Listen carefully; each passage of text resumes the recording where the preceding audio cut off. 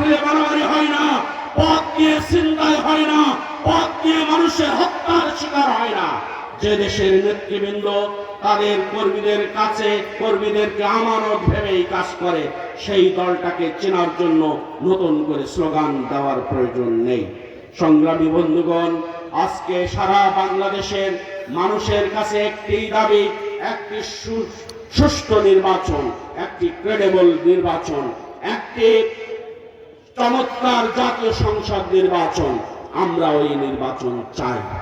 আমরাও বলি নির্বাচন দিন, কিন্তু তার আগে মুগ্ধকে যারা মেরেছে তাদের বিচার করুন, তার আগে যারা সাইদিকে মেরেছে তাদের বিচার করুন, তার আগে যারা নিরাবিকে মেরেছে তাদের বিচার করুন, যারা আমার সন্তানদের পুড়িয়ে মেরেছে তাদের বিচার করুন।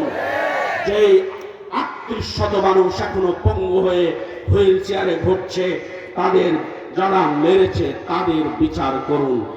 আগে যারা বাংলার টাকা খেটে খাওয়া মানুষের টাকা বাংলার জমিন থেকে বিদেশে পাচার করেছে, সেই টাকা ফিরিয়ে দিয়ে আমার দেশটাকে গড়ে তুলুন, তারপর নির্বাচন করুন।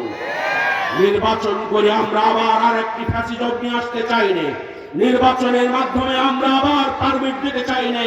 দিনের ভোট রাতে করার আর কোন পারমিট বাংলার জমিন আমরা দিতে চাই না। সম্মানিত বন্ধুগণ, আজকে আমরা যে জায়গায় এসে দাঁড়িয়েছি, আমাদের শহীদদের তালিকা অনেকটা বড় হয়েছে। ছাত্র শিবিরের শত শত মানুষকে হত্যা করা হয়েছে, শহীদ করা হয়েছে। যেই শহীদ শুয়ে আছে এখানে মোস্তাফিজুর রহমান, শুয়ে আছে আয়ুব আলী, শুয়ে আছে রফিকুল ইসলাম, আন্দরবাড়িয়ায় শুয়ে আছে হাফেজ রাশেদ। চুয়াডাঙ্গার মাটিতে চারজন শাহাদতের নজরানা পেশ করেছে। সংগ্রামী বন্ধুগণ, বাবা মায়ের চোখের পানি যদি আপনি দেখেন, তাহলে এই শহীদদের কি অপরাধ ছিল আমরা কেউ জানি না। কি কারণে আমাদের ভাইদেরকে শহীদ করা হয়েছে আমরা বলতে পারবো না। আমরা শুধু এটুকু জানি, আমার ভাই আল্লাহর জমিনে আল্লাহর দ্বীন প্রতিষ্ঠার জন্য সংগ্রাম করতে এসে গিয়েছিল বলে তাদের বুকে বুলেট ছুঁড়ে তাদেরকে হত্যা করা হয়েছে।